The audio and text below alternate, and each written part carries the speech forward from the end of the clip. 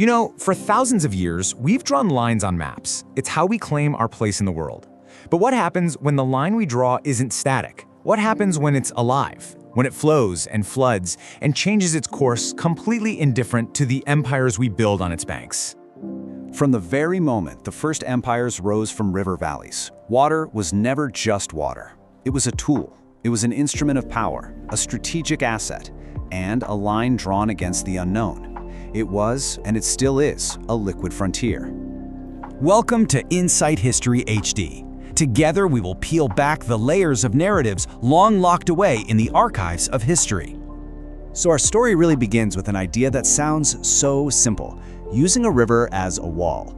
But that single decision, made by Roman strategists 2,000 years ago, kicked off this incredible butterfly effect, a chain reaction that has tumbled down through the centuries to shape the world we live in right now. And to really get this, we need to understand a concept called the hydro-frontier. This is basically the point where a river stops being just a feature of the landscape and becomes an artifact of political will. It becomes the line that dictates where power begins and where it ends. And no one mastered this better than the Romans.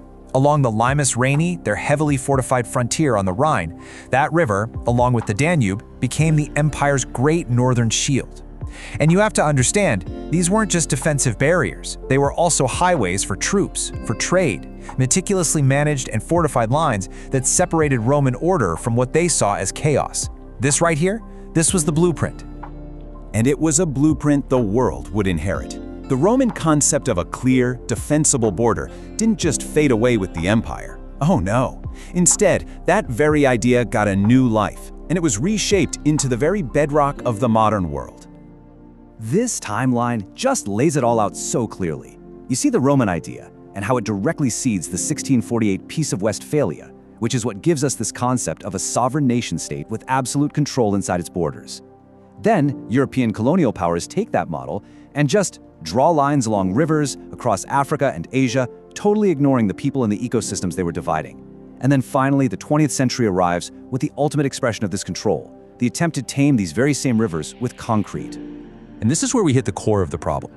By forcing this rigid logic of a nation-state onto a fluid, shared resource, we created an impossible dilemma. There's this fantastic analysis in a piece called Sovereignty, the Web of Water, and the Myth of Westphalia that really nails it. Two completely irreconcilable ideas emerge. The upstream nation claims absolute sovereignty to use the water however it wants, while the downstream nation claims absolute integrity, the right to that water's natural flow. It's a zero-sum game, literally written into the map of the world. So, where does all this history lead?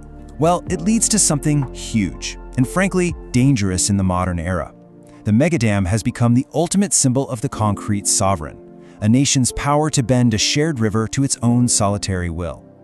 And these battlegrounds are everywhere.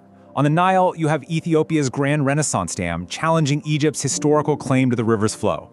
On the Mekong, China's network of dams basically gives it a tap to control the lifeblood of Southeast Asia.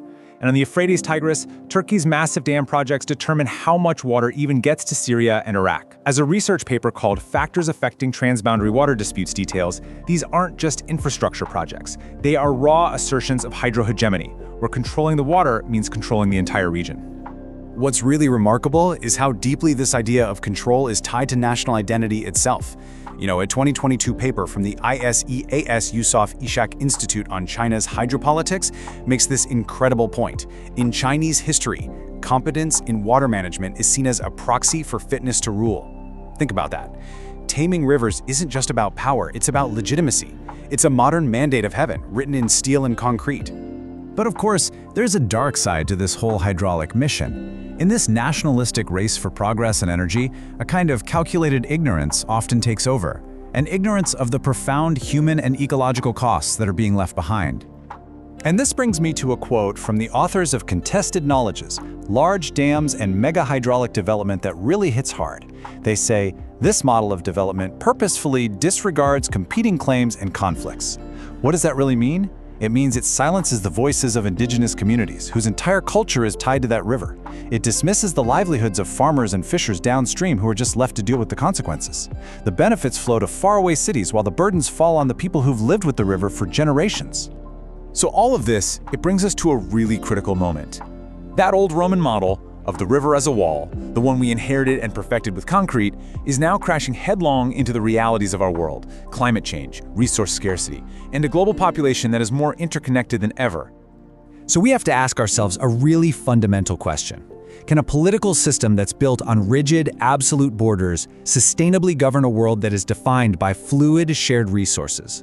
The cracks in this ancient way of thinking are really starting to show. But you know, it's not all conflict. History does give us these little glimmers of another way forward. Back in the early 20th century, on the Rio Grande, the United States was the powerful upstream nation. It could have just claimed all the water, but it didn't. Instead, it pursued the 1906 Convention and acknowledged what it called a moral obligation to its downstream neighbor, Mexico. It was an early, maybe imperfect, but absolutely crucial step away from conflict and toward cooperation. When you strip it all away, the contest for control has evolved, from Roman forts to these colossal modern turbines. But the fundamental challenge, that remains exactly the same. How do we manage a resource that knows no borders, within a political system that is defined by them? If this journey has offered you a new perspective, support our exploration by subscribing to Insight History HD.